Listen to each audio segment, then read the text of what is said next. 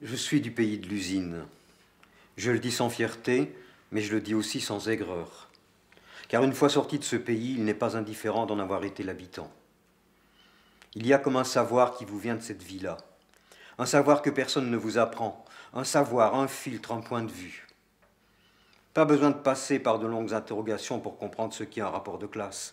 On le sait intuitivement, on l'a dans le sang. Un exemple ?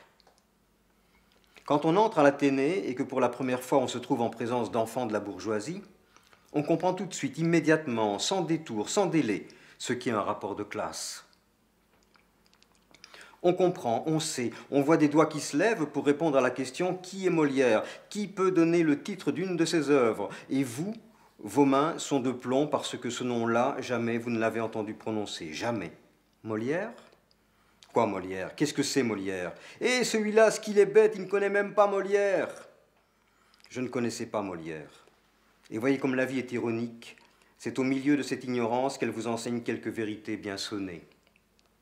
Car enfin, des situations comme ça, c'est un sacré signal, ça vous alerte, ça vous jette de la clarté au visage. On appréhende la géométrie sociale, on appréhende en tout cas la position qu'on occupe dans le rapport de classe. Mal placé, très mal placé.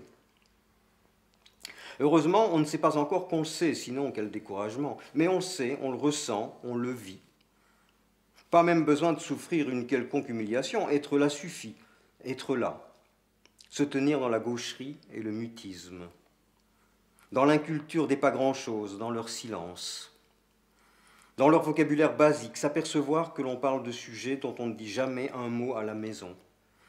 Que pour certains, le monde n'a pas la même configuration que pour vous. Oui, on sait, ça brûle, ça s'inscrit dans la chair avant même de passer dans le cerveau.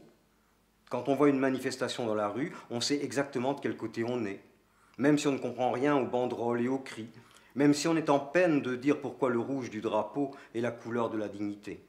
Même si le père, pris entre sa position dans la hiérarchie et son appartenance viscérale au monde ouvrier, est évasif sur les explications.